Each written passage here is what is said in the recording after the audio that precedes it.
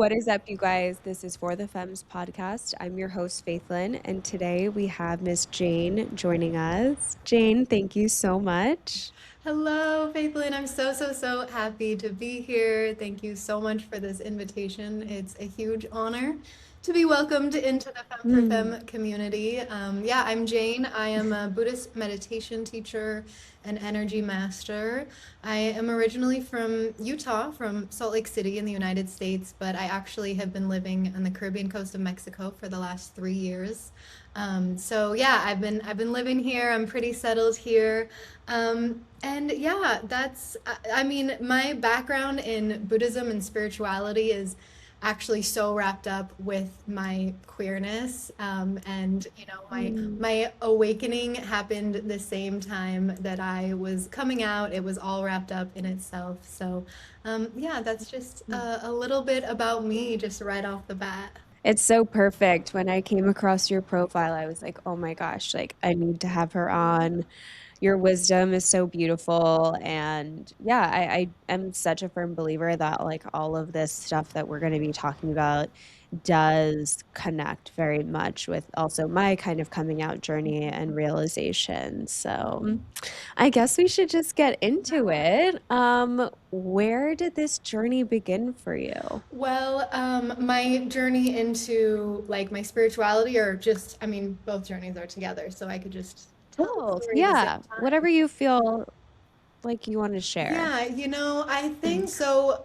My story always starts around college time, right? When for a lot of us, our mental health gets a little destabilized, and we start to really figure out who we are and get exposed to the outside world. And I left Salt Lake City and went up to Oregon and had this whole culture shock for myself. And um, I would say college was when I was kind of more aware of the fact that I was closeted and that I needed to figure this out one of these days. But it was something that I really shoved away, which led to me becoming very ill, very unwell. I got very depressed. I had a really bad eating disorder, and then my body just started breaking down. And by my second and Mm. third year of college, I was just not doing well. I was in and out of hospitals. I was unable to go to school. I had to take a semester off, um, and it was crazy because it was like the whole time I knew that I just needed to like figure out how to live a truthful life, but I just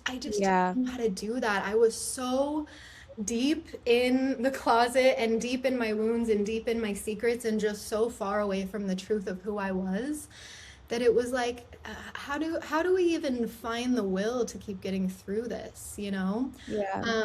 and the crazy thing for me is that I just kept hearing this voice, learn to meditate, learn to meditate. And Mm. I was a lucky kid. My mom took me to my first yoga class when I was 10 years old, so I always had Mm. asana practice, but I never felt like I understood what meditation was. And so Yeah. here I am in my college town, surprisingly, nowhere to learn meditation. I found this book. It happened to be a book by one of the first Western Buddhist nuns called How to Meditate. And I read Mm. every page of that book probably 5 or 6 times. And it taught very simple instructions called shamatha. And it instructed you to sit for 3 minutes every day, just observing your breath in and out. And I just started doing that on my own, like following the instructions of this book to a T, which is such funny foreshadowing because I started feeling better. I started kind of just feeling more spaciousness in my thoughts and more awareness of my day-to-day life, and things started to almost like the mental chaos. It almost was like every day it started to slow down a little bit more, and I started Hmm. just to become more of aware of like all the things that were making me so crazy. But this took years. This took many years of meditating. And the big thing I was seeing every time I was reading about meditation, especially Buddhist meditation, is that you need to find a teacher. You need to find a master. Mm. And eventually I came home from Oregon after college, and I just I just wasn't getting better, and I was like kind of getting more comfortable with myself, but it was like I just couldn't seem to get out of this hole. And so I was on this desperate search for a teacher, and I found a traditional Buddhist temple in downtown Salt Lake City. It had been there that whole time. And I went and started an 8-week course there and learned like the most basic meditation, the most basic concepts on self-compassion, and everything started changing for me after that. Yeah. Everything Yeah. just started getting easier, getting better, and everyone would ask me like, why did you keep going back to that temple? Like, how did you know that that was for you? Like, what Utah girl goes to a Tibetan Buddhist temple? Mhm. And I just remember saying, I just know that every time I leave here, I feel better and I can't wait to come back. And I just Yeah. keep Yeah. going, going and going. Yeah. That's so So that's kind beautiful. of how it all started for me. Yeah. I had kind of a similar experience. I saw on your Instagram you're in Aries. When's your birthday? April 7th. Okay, I'm the fourth. I'm right No before way. you. Yeah. I Hmm. love that. Yes, Aries, where we are cool. I do get along with other Aries very, very well. Yeah. Yeah, there's We get definitely each a other. difference between like an evolved Aries and then somebody who's not. An Yes. I evolved always say Aries is that. amazing. There's Like, like this love. self-aware Aries that are just such great people like us to be around. Yeah. But the not self-aware Aries, we can spot them and yeah, I get that. It's We don't really like you have to do a lot of work if you're in Aries we because do. we have like the fire and the ego and just like Yeah, we're you really have, dramatic, we're yeah. intense. Yeah. But We I can be a love it. I lot. wouldn't, We know. yeah, I wouldn't change it, but Right? Yeah. definitely it has required us to start our spiritual journeys from a young age, Yes, exactly. essentially. Yeah. So how would you define meditation? Oh, great question. I A tough mean, one. this is one of those things where like people lose their minds in the comments of my TikTok videos because I'm trying to just give tips on how to meditate and like proper techniques and people are like there's no right or wrong way to meditate and I'm like I'm not saying that. I am not saying that at all. And I think that is actually where meditation feels so complicated to people. At least I know that it was for me. I would be Yeah. following instructions and I'd be like, am I doing it? Because it's Mm-hmm. not really an experience you can describe, right? Right. It's not like doing a downward facing dog where you feel that you're doing it correctly, you can see that you're doing it correctly and that's it. Hmm. With meditation, nobody can watch me meditate and be like, "Oh, that girl knows what she's doing," because we just Hmm. don't know. It's such a unique experience. And so the way that I would define meditation traditionally is single pointed focus. We're focusing Mm. on one thing as a way to rest and focus the mind. So that in my tradition and what we do in my classes a lot is just lighting a candle and observing the flame and observing your breath moving in and out. And and that's what I would call more of a strict focus shamatha mind training type of Mm. practice where you're practicing with that strict intention of I need to train my monkey mind that's jumping around all the Chittavriti. time. Yeah. To get that leash on her, reel her in, and get her to work with me and behave, you know? So Yeah. there's that really strict form of meditation where we are focusing, we're watching the mind wander, we're bringing it back, and we're really efforting on this practice. But then there's Mm. the other side of meditation, which is more healing, more soothing, more relaxing. It's meant to bring you into a more passive state where maybe you want to lay down, relax, and enter more of like a theta healing type of state. That's Mm. valid too. And there's so many different reasons why we might meditate and modalities for different outcomes. And so it really is about why do you want to meditate? What feels good to you? And what do you want, what do you need, what do you need to get out of it? Are we trying to downregulate, are we trying to focus, do we need a little dopamine cleanse, or do we need more of a Mm. nervous system restoration? So Yeah. that's There's a kind of where lot. I feel too that the definition, at least for me in my practice, is always evolving. Like sometimes I'm meditating to manifest, or sometimes I'm meditating to, like you said, just calm my mind down and just feel the sensations going on in my body and to bring awareness. So I think, yeah, I think multiple things, like you said, can kind of be true for meditation, but I love the flame, the candle, because that is like, fire is so mesmerizing and it's such a great place to begin. Very cool. How would you describe the difference between like concentration, mindfulness, and then maybe like a guided meditation? Oh, I love these questions. Okay, yeah, these are great. So you said concentration, mindfulness versus a guided meditation. Yeah, because they all have Yeah, like I such a love that. different vibe. They are, and this is totally things I talk about in my classes because Mhm. concentration is one of those paramitas. It's one of those things that we really want to focus on perfecting, right? Especially something I'm always talking to my Buddhist masters about is like, you guys don't understand what we're dealing with down here, like as millennials and Gen Zers, the amount of distractions and dopamine and things coming our way, it's actually super, super hard to maintain focus and concentration. And so that's where that shamatha practice of gazing at a candle, focusing on one thing is going to help you work. That's what I would call concentration, right? Is that I Mhm, can mhm. just focus on this one thing. And it doesn't mean my mind never wanders. Maybe Yeah. my mind wanders, but I notice it and I'm Mhm. I'm focused, right? You can come So back that's to yourself. concentration. Yeah. And then there's mindfulness, which I teach in my courses as a little bit more advanced than just concentration, than just being able to focus. Because mindfulness is being able to focus and also bring in that awareness of the experience. So anyone listening could Mm, kind of bring in some mindfulness now of like, okay, I'm hearing the sounds around me. I'm feeling the temperature of the room. I'm noticing maybe if there's anything red in my space. But at the same time, I'm listening to Jane's voice and I'm still focusing and listening on her.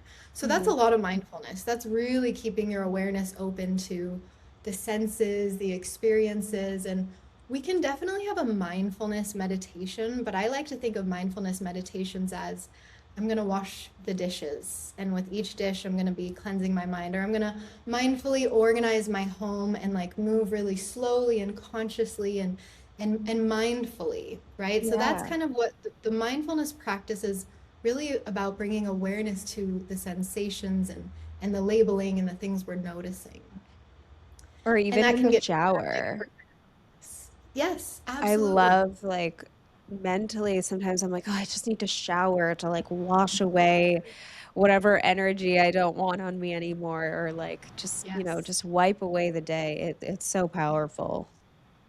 Yeah, and that's where we can take mindfulness into a ritual. And actually, I was reading some study they're doing on rituals right now and how even if we completely make up a ritual that's meaningless, as humans, it helps us process so much. So, Yes. getting into a shower, as simple as that is, if we can bring that mindfulness into it and feel the cleansing and feel the relief, it is going to shift your energy. And that's Yeah. where mindfulness can help us really, concentration can be frustrating, whereas mindfulness can kind of help us expand.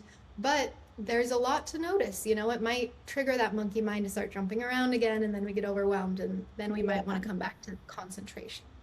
So then we have guided meditations, which I have always said are a crutch. And I say that in the most gentle way because most of my job is guided meditations. So why would I be bashing the work that I do?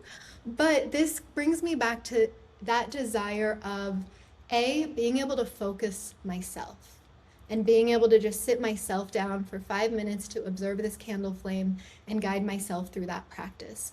Now, a lot of days that might be hard, or you might not really feel confident at guiding yourself yet. So that's where my guided meditations are going to be super supportive to you because I'm just going to be there holding that space for you so Hmm. that eventually one day you can take out those headphones and trust in yourself to guide in yourself. Yeah. And the same goes for, like a guided healing meditation.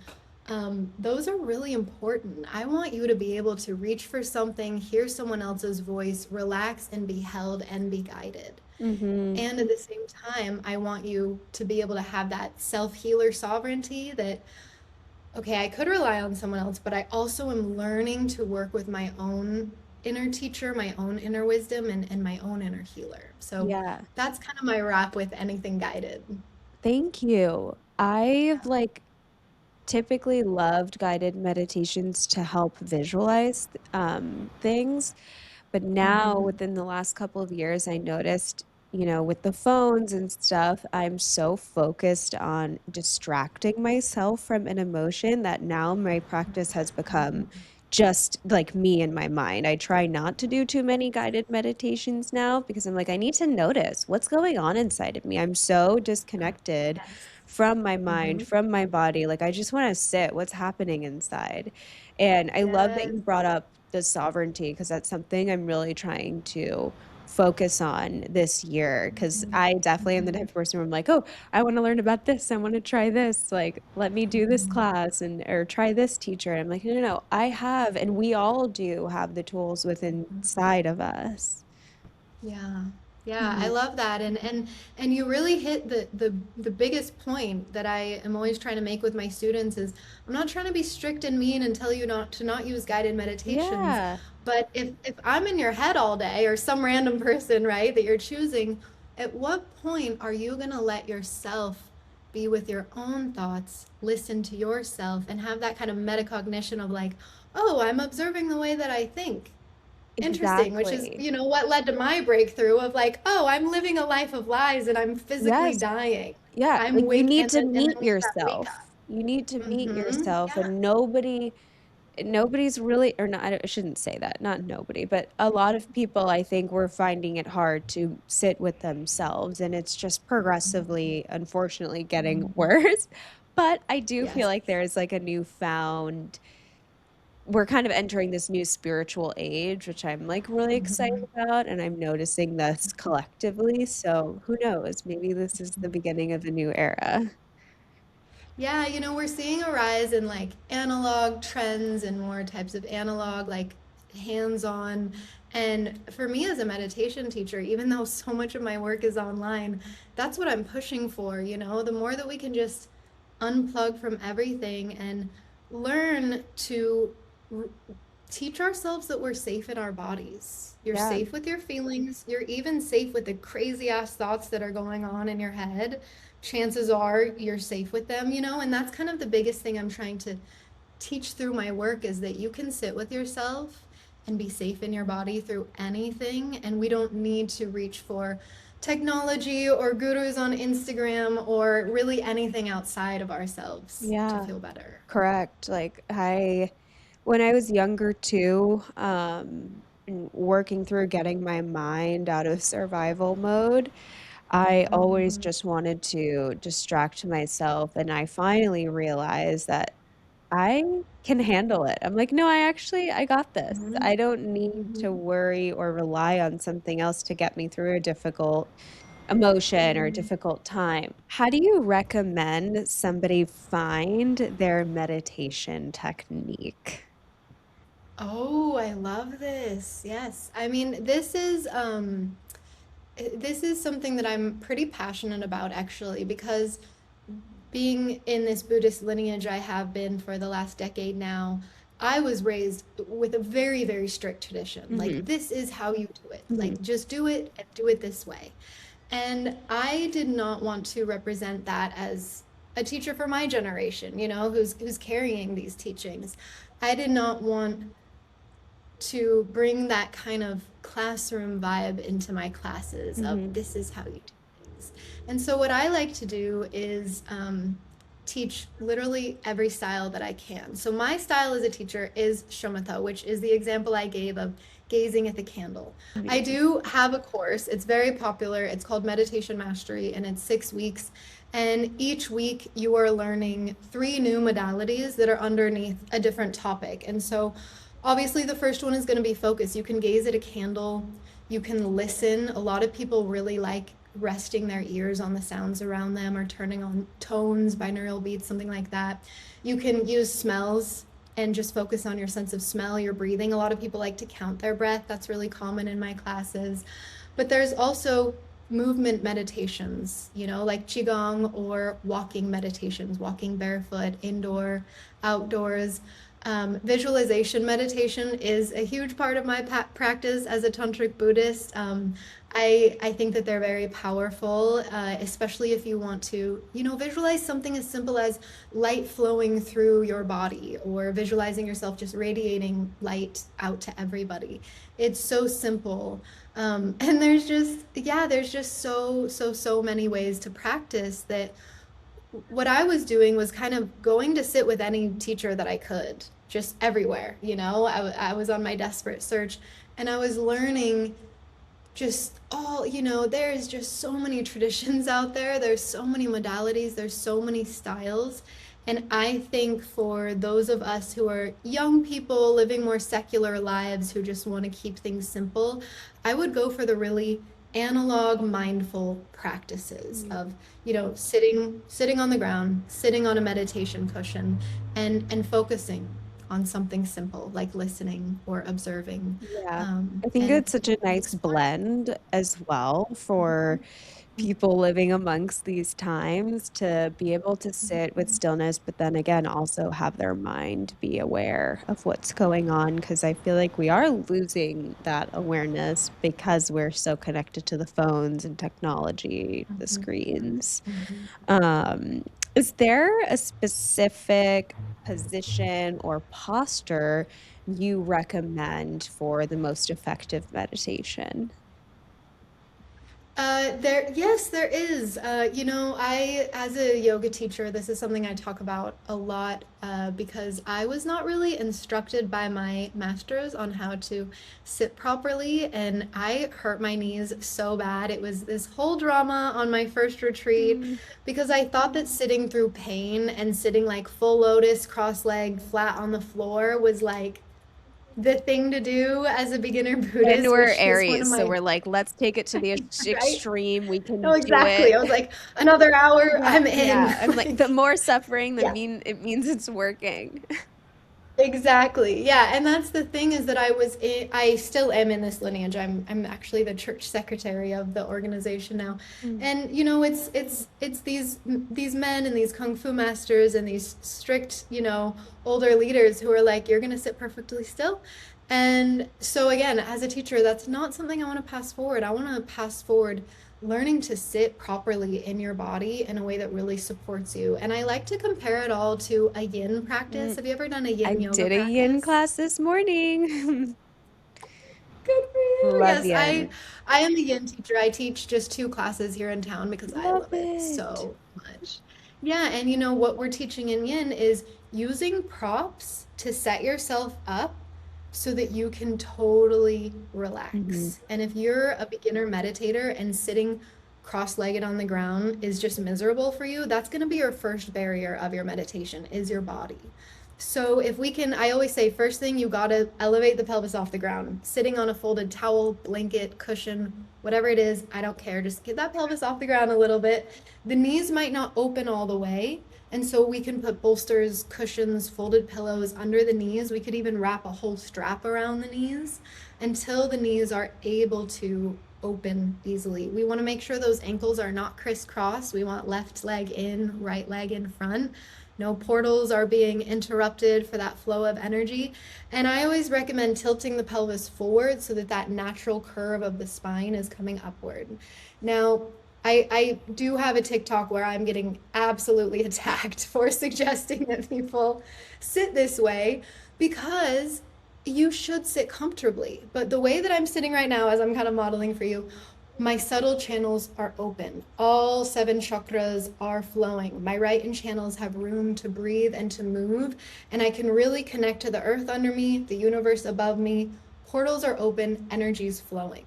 And if I lay down, just like you know in Yeah. yin, that's going to change the whole energy. Then it's going to be my back body getting really grounded, and my chakras and my subtle body is going to move its Mhm. energy. And so, if we want to ground, then lay on the ground and have a grounding meditation. Mhm. What's better? But again, if we're looking for that strict, energetic focus practice, this really upright, erect, keeping that chin forward, shoulders back, and as I say, eyes open, Yeah. gazing at something in front of you, letting yourself take in that light. And my rule is the second you start to feel like, oh my God, I can't sit like this anymore, that's when you're either gonna lay down on the ground, put your feet up the wall, get up, walk around. At the Buddhist temple, I would just get up and wander Mhm. around in the back Mhm. because I couldn't sit Yeah. anymore. And then I would go sit back Mhm. down. So we don't want to sit through pain Yeah. and we want to adjust so that we can just relax because if you're feeling pain, then I know you're not meditating because you're just feeling pain, Yeah. you know? So we want to make sure we get through that barrier of the body first, which for us Westerners is a tougher barrier to get through. Absolutely. Yeah. I did, like I said, a yin class this morning, and it really is such a beautiful, intimate practice. And for so long, I kind of had this mindset where I would go into yin yoga and I was like, okay, I'm going to release what no longer serves me, like in my hips or wherever. And today I had this realization. I'm Mhm. like, instead of releasing and getting rid of what comes up, I'm just going to sit with this part of myself and be with the Ah. relationships that are coming up in my hips. And I'm like, oh my gosh, Mm. I should have. I wish I knew that sooner. I was like, but at least it happened today. Oh, that's such a like that's music to my ears as a yin teacher, because it's Yeah. such a compassionate response to yourself is that, oh, I'm not going, oh, push it away because that's something I always say. No, no, no, we don't push it Yeah. away. Even when we're meditating, thoughts are arising, we don't go stop thinking. We go, oh, interesting, I'm still thinking about Hmm. that. Oh, and I'm feeling how it feels in my body. Yeah. Okay, how can I not abandon myself in this Yeah. moment and sit with it and tell my body, it's safe to sit with this Yeah. actually. It's safe to let your mind linger on this and process through this and just stay here. And that's what I love about the yin Hmm. practice. You don't feel like you're meditating and stuck in one place because you get to keep on readjusting and Yeah. moving. And it's such an incredible I didn't practice. appreciate yin yoga until my practice continued to evolve. In the beginning, I loved hot yoga, vinyasa, that fast-paced Mhm. flow, like, but now just Yes. sitting with the different parts of myself and my body, I mean, it has been way more transformational personally. So, I yeah, love that. it's Yeah, if you cool. told my early 20s self that in my 30s I would only be teaching Yeah. yin, like preferring to literally, like, I'm sorry, I'm not interested in teaching anything else, I'd be shocked Yeah. because I'm the exact same. We are two Aries trying to Right. mature and learn to slow True, down. literally, truly. I'm like, okay, so yin is where it's at right now. I was wondering if maybe you can speak a little bit on the neuroscience of meditation versus like what's just hype right now. Mhm. Oh my goodness. Where do I even begin? There's so much happening in the brain when we start to meditate. And really, I think the first thing that's important to know is that when we settle down and we just let the mind think, is that the brain shifts out of that fight or flight sense, right? And those hormones drop. And so much activity in the brain begins to slow in a good way, right? Where we become way less reactive, we become way less emotional. Your ability to regulate yourself increases so quickly after you start meditating because of this. And what's happening the more that we meditate is that the brain is starting to create more gray matter, which is something we're really wanting as we are frying our brains with just the worlds we're living in right now is really anything we can do to keep that gray matter growing, which is allowing us to fire and rewire more synapses in the brain. So, we're still young, our brains are still pretty malleable, we're not set in stone yet, but we're heading in that direction where your personality gets really locked in. Mm, And that's what really changed things for me, right? I was closeted, I was sick, I had all these mental illnesses, and I could not contemplate a world where me coming out as a lesbian was even yeah. safe. And I had to really like break down those super wired in beliefs out of my brain. And it was like the more I meditated, the more that gray matter was able to kind of start reprogramming and releasing. And luckily, I was young enough and my brain was malleable enough to start really making these changes and shifting a lot of this. And that's why I think it's so important for us young people to be really caring for our brains now while we can actually adjust these parts of our personality that are great, but are they parts of our personality or are they our wounded aspects, that actually need healing? So yeah, I could go on and on about the neuroscience, but I'll kind of leave it at that. That was great. Thank you. Are there any physical benefits you want to share about meditation? Physical, I think it interesting. makes us I more mean, beautiful, to be honest. yeah, that's the thing. Really though, the first thing that came to mind is really self-perception, you know? Totally. Like before I started meditating, I would look in the mirror and I would see the ugliest person. Hmm. And I don't know if I look that different than I did, you know, but Totally. like I and agree. I that's feel the actually something same. I always ask myself. Is it my self-perception? Or I mean, it's probably a mixture of the both because I know that now that I'm out and happy and healthy, you know, we have that natural glow. But yeah, I also think that my perception of myself became more clear. I stopped seeing myself as this bad, angry person. I started being more gentle and kind on myself. And a lot of people started telling me, you know, there's a light in your eyes, there's a glow about you lately. And I would be like, yeah, I started meditating. It's crazy, you Mm. know? But that another thing that I always talk about is because I was on a college campus and I was so depressed the same week I started meditating, I would walk on a campus and all of a sudden I am making eye contact and smiling at Yes. every person that I You walk by. notice the beauty. It You was, notice the beauty around you, yeah, I was truly. like, who am I being so nice all of this sudden? Like kindness started coming easier. I started being like nicer to people and then people started being nicer to me, you know, and it's just yeah, it really is your aura Mm. Yeah. changes, you know, and something that strangers always say to me is you're so Yeah. calm. And I I'm like, used to not I'm be. so glad you think that. Yeah. Yeah, I'm like, you should have seen the hours I put in to be No, this chill, I you know? joke. I'm the same. I'm like, oh, you should see all the work I have to do.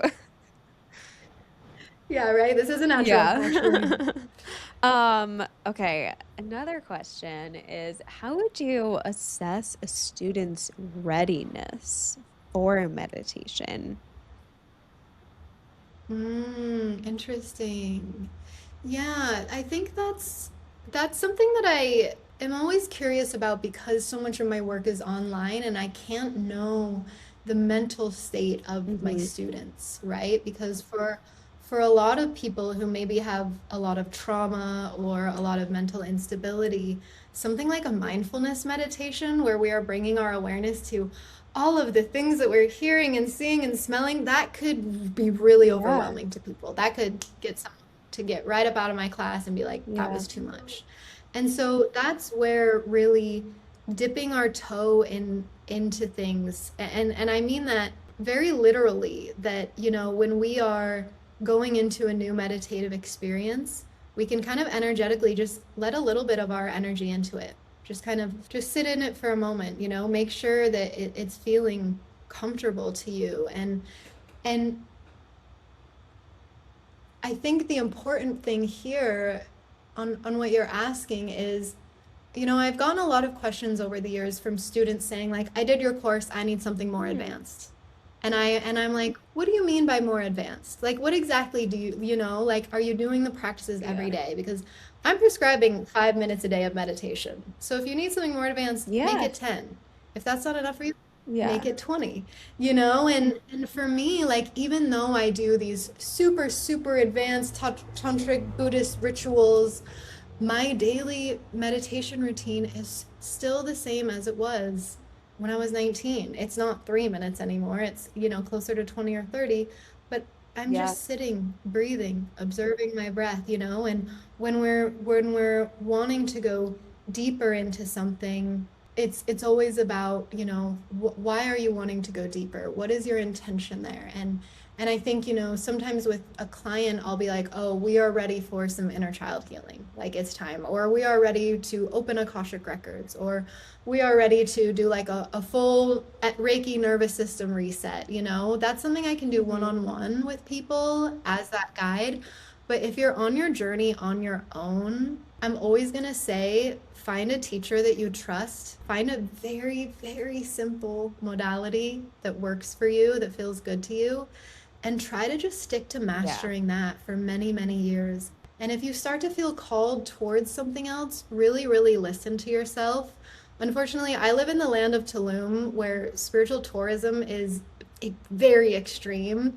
And so I might be being a little bit over No, you're cautious totally here. fine. Um, you know, keep it I think simple. that's the I best, think that, honestly. Like, there yeah. is nothing better than, especially when I was teaching yoga. at an advanced level to then go back and just take a beginner class and like listen to those cues and really focus on those basic poses, I was like, this is great. Like I can step into this Mhm. and view this through such a different lens now, which I totally, I mean, Yeah. I agree with you. I was just curious. And that beginner mind is such a precious thing to try to Yeah. stay in, and stay open and keep learning because the spiritual ego is a dangerous one. Let's be for reals, and we want to find a middle way. We don't want to go towards the extremes. I say the extremes are for like the 50-year-old men having midlife crises. They should go to hmm ayahuasca in the jungle. But us young people, we can really keep Yeah. it simple and still have incredible breakthroughs in our Yeah, and healing. speaking on just like mindfulness and like touching a little bit on ayahuasca and shamanic medicine, like even sitting with plants or sitting in nature with the plant, you can feel the essence of the energy. And sometimes, like, that's it. I don't know if you've ever felt this way, but if I'm not drinking and I'm with Mhm. my friends who are drinking and they're tipsy, I'm like, I kind of feel tipsy too. Mhm. Like, it's just the energy, it's like sitting and I feel you can do the Totally. same thing with plants and I I don't even love think that. necessarily like you said we all need to be sitting and doing ayahuasca. I think like just go to a Yeah. shamanic drum Yeah. circle or something like that. Oh, right? I know. Yeah, people come here and they say like, should I go do these Yeah. insert very exotic, intense experience here that you're definitely not Yeah. prepared for? And I say, go to a temescal, like go to Yeah. a sweat lodge, like it's So it's powerful. so spiritual and you're just Literally. sweating. Yeah, it's incredible. Like, yeah, we can keep it simple. And I love what you said. Like a lot of my kind of medicine women friends I have around here have said that same thing. Like, oh, you don't have any cacao today? Just Yeah. ask the No, I'm cacao to not be kidding. with you. Yeah. Like literally just Yeah. ask it to sit with you. And I'm like, oh, okay, I love that. I'll take that. Yeah, I feel like which I'm sure you are, but I feel like you have to like really kind of be in tune with that empath energy to be able to just like visualize and sit with the energy or like the spirit of cacao or ayahuasca or something. But Mm, it's very totally. cool. So you talked about tantra a little bit, and I haven't done too much research, but I know a little bit about tantra. I was wondering if you could speak about Tantra and how it relates to maybe like your personal relationship with your partner, Mhm. or if you don't want to talk about that, we can talk about like just being a lesbian and incorporating tantric meditation and things like that. Because I Yes. feel what we do see, it's very like man and woman. Like Mhm. they're really, I haven't found Tantra to be super queer friendly. Oh So my I gosh. was wondering if you could share a little bit about that. It is not queer friendly. We will just start off with that. And I do have Yeah. literally like it's a $20 3-day course on my website called Polarity for People, and it's obviously for queer people, but I think that straight people need our fluidity just as much. And so I'll give Yeah. you a little bit of clarifying background just on what Tantra is because I come from a tantric lineage Okay. that is very, very, very old. And okay, how do I want to say this? So the idea of tantra in the Buddhist sense is these visualizations and these psychologies of the Buddha and all of these things that we're doing. But all of it does tie back to this divine union of the masculine and feminine. So we are visualizing like these yabyums, these masculine, feminine, meditating together, and it's a very traditional. If you get super super deep into Tibetan Buddhism, you'll find all kinds of stuff on these Mhm. topics. And so yeah, we have this sect in yoga that's kind of more considered today erotic tantra. It's a more modernized concept that's so painfully hetero and so painfully focused on man, woman, Shiva, Shakti, genitalia, and really super focused on sex and not focused Yeah. on the energetics, which is really what Tantra is about, is what these energetics are representing and how they can bring more harmony to our lives. And in ancient Tantric Buddhism, the Buddhas were non-gendered. They transcended gender. They might have been historically male or female, but when they became enlightened, they were this blend of the compassion and the hmm wisdom. And so Yeah. in my tradition, I have this like very, very ancient kind of education on the divine masculine and feminine that doesn't always really align with the tantrikas you'll see around the town that I live in, because it's so Hmm. fluid. And we believe, just like in your chakra system, you have a right hemisphere and a left hemisphere, your masculine and your feminine. Girls don't just have a feminine, channel. We have both. Yeah. And that's something that I am constantly going on and on about in my work is that all people have both, and yet we all lean one side or the other. So, for example, this podcast is for femmes. There's a difference Yeah. between presenting femme and what I call girly, right? And then actually Hmm. having a feminine energy. But a lot of us tend to embody both. We might be really girly and also a Hmm. super feminine energy, right? Passive, more receptive, more relaxed, more lunar. And we might want to call in somebody that has a more masculine energy that matches that. Hmm. And that might Hmm. someone who is mask, someone who presents mask. And so we see a lot. I actually just had a client the other day. They're two bisexuals who are both bottoms. And I couldn't help but laugh because I was just like, I'm sorry I'm laughing. This is such a cliche. Like, you are both in your feminine energy and neither of you are initiating. Mm. And we can talk about this. Like, this is Aw. where I think Tantra in the queer community can be so fun because regular modern neo tantra is so heterosexual. There is absolutely no space for queers in there. And so a lot of us just get Mhm. really turned off by it in general. And we find ourselves in the kink, kind of pushed into the kink and BDSM world, which isn't bad at all. But there is a line between both of those, and queer people belong in both, just like straight people belong in both. So Mhm. it really is about, for me, when it comes to tantra, before we even talk about like the mindfulness sex practices and all of these different things, to me it's so much about what energy is actually most Mm. authentic to you. Am I in my feminine energy because society told me to? I had years when I was single, and not only was I in my masculine energy for so many years, but all of a sudden I was presenting super mask. I was walking around Yeah. like with this kind of Yeah. toughness about me, and I was manifesting these really like feminine girly girls to date that Yeah. like weren't my vibe, and I was like, maybe I'm putting Yeah. something out there wrong. And I kind of started exploring what is with this Mhm. masculinity that I am projecting. Is this me? Am I growing into this? No, this is a protective mechanism Mhm. now that I'm I felt the single same. I and I'm felt the scared. same. I had to step into Yeah, this do you more get that? masculine role because I was single. And I think honestly a lot of lesbians can relate to that because it's Yeah. tough out there. Yeah, and now that Right? I'm Yeah, right? Like you want to yeah. repel men.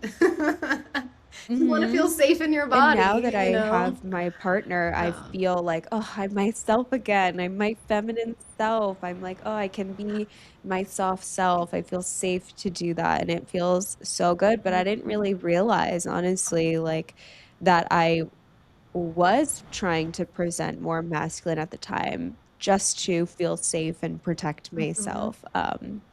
So yeah, I appreciate you sharing that. It's very true. mhm. Yeah, and that's where Tantra can really help us explore, that polarity aspect of things. Because once I had that realization, I had a vow with myself. I was like, okay, if I want to be in my feminine energy and I want this masculine woman to come find me, that means I need to stop asking girls out on date because Yeah. that is masculine as fuck.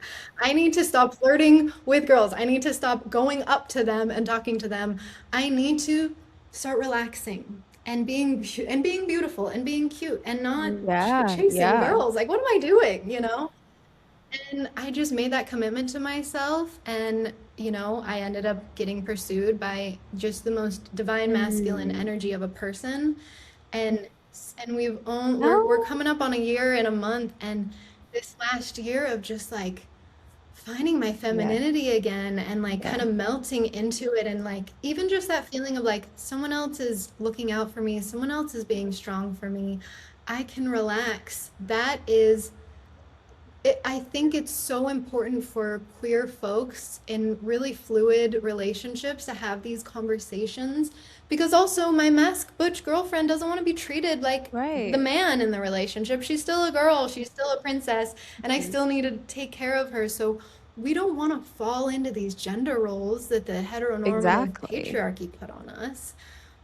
But these are dynamics. This is the sun and the moon. This is the yin and the yang. These are not gender dualities. These are energetics that come in every Correct. relationship.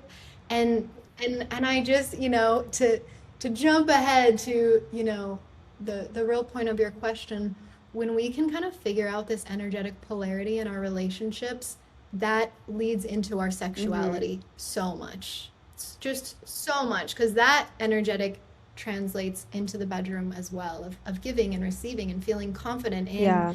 those Hmm. two energies, Do you have a mindfulness practice or maybe a tantric mindfulness practice that you would recommend for a couple to begin with, I guess? Ooh, yes. I know it is. Yes, of course.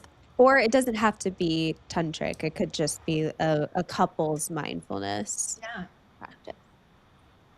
Yeah. No, there's kind of okay, so there's like two Mhm. approaches that are coming up in my head right now, but I'll start with the more simple mindfulness one. And this is sitting on your bed or whatever your sacred space is. I always talk about setting Mm. up a sacred space, as healers, as service providers, we already know that. I'm like, you should be doing that in your bedroom.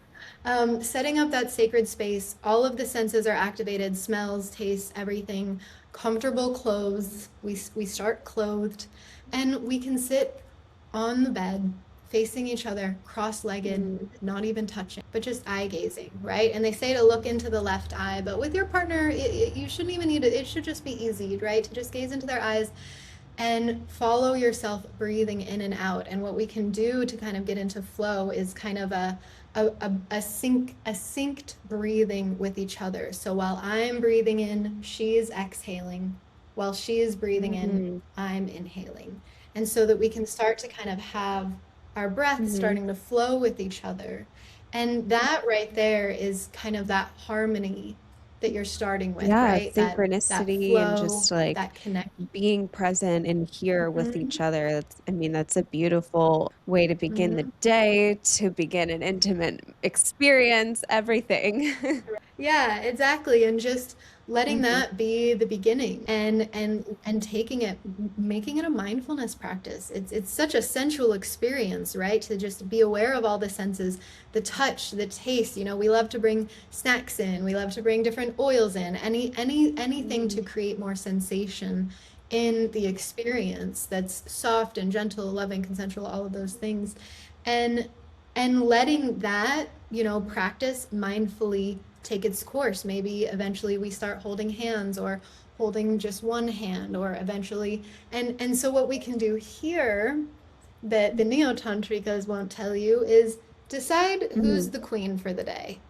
And this is actually a super traditional neo-tantric practice that I have stolen and ripped apart because I hate it so much.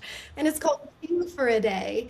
And it's a real practice in tantric textbooks where the woman treats her man like a king for the day and she has to say yes to all of his desires.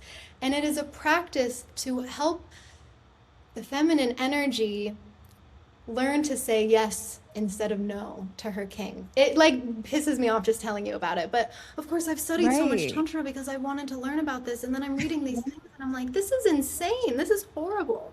So I flipped the practice on its head and I said, we're calling it Queen for a Day practice. And it's when one of the partners gets to be the queen for the day on the birthday, right? And what it's about is that feminine getting to be in her feminine all day. Wake up, I want you to make me waffles in bed, and then I want you to eat me out, and then I want you to take me to get coffee, and then we're Exactly. gonna go buy plants, and you're just gonna receive and not lift a finger and Mhm. just be celebrated. But that doesn't mean that the person in the masculine energy Yeah, is yeah. just your sub for the day. It means that that they're your respectful king or, monarch or whatever other half you want to call it. Because what I think is actually important it's so, so, so important for the masculine energy to be able to say no to the feminine. And that is something that I think we don't see enough, is that we will just say yes and say yes and say yes, when actually the masculine energy also needs to learn Mm, to consent for themselves. And so throughout that Queen for the Day practice, if your partner is asking you to do something for them and you're really not wanting to do it, that is not an opportunity to get over it and do it anyways. That's an opportunity to say, mm, that's going to be a no for me. And I'm going to honor that no, yeah. and you're going to be okay with it, you know? And then we're going to respect our partner for honoring their no while they're, treating you like a queen for the day. So that's where we can bring that aspect into the mindfulness practice of, okay, who's the queen here? Who's going to be the center of attention? And the queen can say, okay, well, I want you to do this, and then I want you to do this. And that's where in that mindfulness practice, do we want it to just be Mhm. quiet? Do we want it to be vibes, no words? And that's where we can kind of set the scene and set parameters for how Yeah, we that's want the so experience to go. very insightful. Thank you.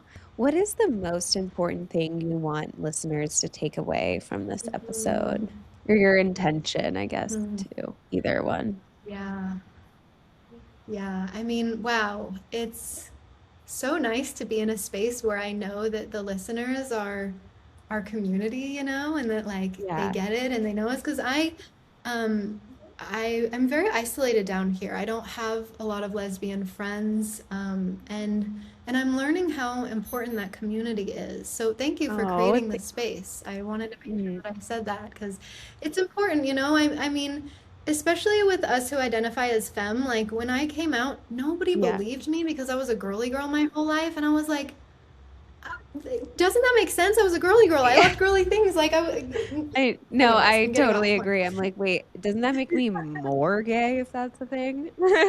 Right? Like, did I not wear glitter to high school every single day with a full Yeah, beat? like Like, make it come make on. sense.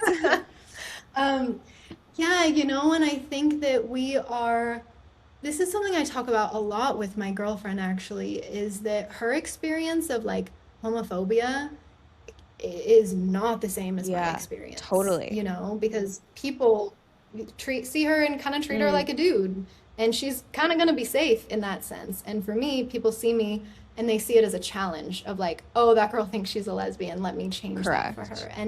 And that's why a lot of really feminine girls stop feeling safe presenting femme, and we start to shut ourselves down and dim our light a little bit because it can be scary out there. So I don't know, I'm just feeling into your community and all of the wonderful, wonderful people who are listening. And just, I want you to know that none of us have to fit into any sort of box to Yeah. be here. None of us have to stick to any sort of game plan True. or You can agreement to change. be here, You don't have to you right? You can can be femme, you change. can present as femme or not. Like, and also the space to Hmm. grow and evolve needs to be present. Like, I'm so over Yeah.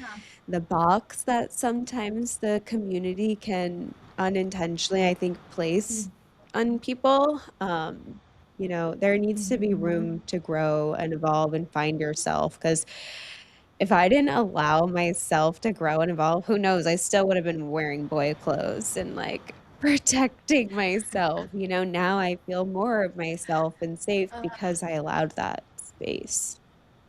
Just like Mm, you. I love that. Yeah.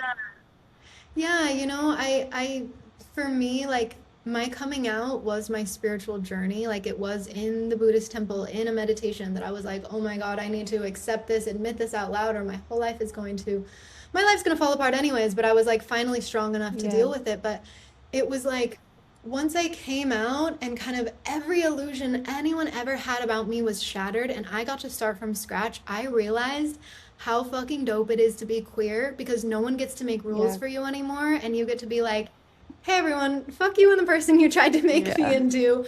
I'm gonna be so much myself right now, and we have that freedom that I wish we could share it with Yeah. everyone, like, if you identify as femme, that really doesn't mean Yeah. anything, right? It just is the way we adorn ourselves. It's just the way we like to Hmm. be cute. And you get to be so queer. You get to be exactly who you are, and no one else gets to tell you how to Yeah. perform that for anybody. And that's why I just think we're so cool, because we've got this spiritual journey that we're on the quest to be ourselves, that most people, they never have to Yeah. go through that of like, oh, I got to figure out who I am so that I can Yeah. be happy. Like, we're so lucky we get to go on that journey. And I always say, I know that your listeners are already on their healing journey, but like, we coming out of the closet is Mhm. not healing. That's the Yeah, first step. We've got to spend time with the version of ourselves that was closeted, the version of ourselves that put us in there, and why I we were in agree. there.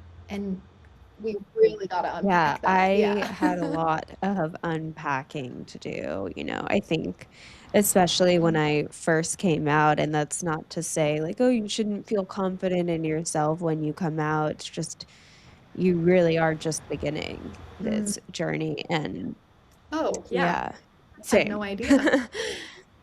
Confidence was not confidence was not in the body when No. I came out. I was like, I just got to tell everyone I'm gay and then Yeah, figure it or out like I later. remember when I would first came out, I would like cry every time I'd say it. So it was just such a Oh, crazy, I don't know, crazy yeah. thing. But now I'm like here with my podcast focusing on, a sector of the community. So things change. Good for you. Um, Yeah, yeah, good for you too. you. Well, the last part of the episode I like to do is like, what are your three favorite things?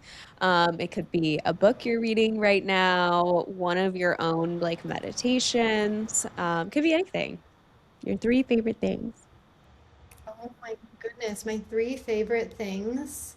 Okay, it's so the thing sitting next to me are my noise canceling Amazing. headphones. Like I know this No, is I so love it. lame, but if there's one object in my life, yeah, that I always have is this one. But actually, when you ask me about my favorite meditation, I'm actually going to do this later today. I'm a creator on Insight Timer. It's a mindfulness app, and my most top downloaded meditation is my personal favorite thing I have We'll ever link it in the created, and episode. it's a 22 Just, minute. yeah, we'll link everything you Amazing! want Yay! Yeah, to it's totally include. free. You let me know, but sorry, keep going. Awesome. Oh yeah, perfect. Yeah, so it's what you never know what's gonna take off when you put something out there, and this just Mm. did, and it's 22 minutes, and I love using my noise canceling headphones for it. And I will lay down on my bed, put something to cover my eyes, noise canceling headphones, put something heavy over myself, and just Mm. zone the fuck out. And this nervous system healing meditation, it takes you into such a deeply relaxed state. People have sent me some very interesting messages about like how good this Yeah. made them feel and how relaxed they were. So I always like to Mm. share that with people because meditation can feel really frustrating, but a guided healing rest could change your whole perspective on the game. Um, and then my third thing, oh my gosh, my third favorite Mm. thing right now. This is gonna be so lame, but I have lived in Mexico for 3 years and I am still not That's fluent in not like Spanish. it's hard. Every, no, it's so, well, I thought I would come here and learn through Mm. immersion, but everybody here speaks English. Even all my Mexican friends, like they all speak Got English. it. And so I realized if I want to learn, I've got to like get really serious about it. So I made up my New Year's resolution and I every morning I wake up at like 7:30, I make my latte and I get back in bed and I do an hour of Amazing. Duolingo Do you on feel my like phone. the Duolingo It actually is helps? Because I back and forth with it. I'm like, I does this really work, or do you need to have the Oh, in-person conversation? that's my concern is that I'm like, man, I wish I would have started this Mhm. sooner because to me, I was like, there's no way you can learn a Right? language on that. And the thing is that I'm getting enough Mm. immersion, but no one's sitting outright saying, this is correct, Jane. That's incorrect. And I'm going around with my shitty Spanish, just not sure of Yeah. myself all the time. It's Aw. so humiliating. And I was like, you know what? If I can sit and play this little game that's going to correct me every day, and so what I've been doing is just trying to jump as many levels as I can until I actually get to Mhm. my proficiency. And I'm really into learning languages. It's something that I think is really, really fun, but you do have to have a native Totally. speaker to talk to. That's something I always say, or else you can get super far in the game. It's going Yeah. to be fun, but your brain will never Yeah, fully my process it. my partner is Mexican and all of her friends speak Spanish. Yeah, No and way. I'm like, No way. It is tough out there. I mean, I can only say a couple things, and It it's is. usually just like funny stuff, and everyone just laughs. But I'm like, I really Yeah. would like to learn. It's tough. Mm. I love that. I'm like spooked at this. I'm I like, we both know. have Mexican girlfriends. Like, I'm a little bit We spooked have by our similarities right now, parallel but like, we're lives. obviously It's meant to kind be of crazy. friends. I know. Yeah, I'm We'll like, have this to is do super like weird. a But FaceTime yeah, no, call I and know what just you like mean. talk about everything. I would love that. Yeah. Yes, yeah, right. A little Yeah. friendship blossoming here, but no, and that's the thing. Like Mexican slang Yes. is a whole. I could learn everything about Spanish, and you hang out with some young Mexicans and and I talk with know them, it's you're not gonna keep funny. up.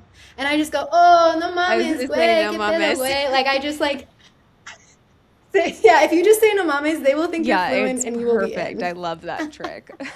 Oh my gosh, Yeah. that's so fun. Alrighty. Well, Jane, thank you so much for joining us and sharing your Oh, wisdom and of everything you've learned course. throughout the years. Yeah. I know that this is going to be super insightful for the listeners, and I will link everything you want below and where everyone can find Jane. But until then, I'll see you guys next time. Please like, share, rate, and subscribe to this podcast. Bye, guys.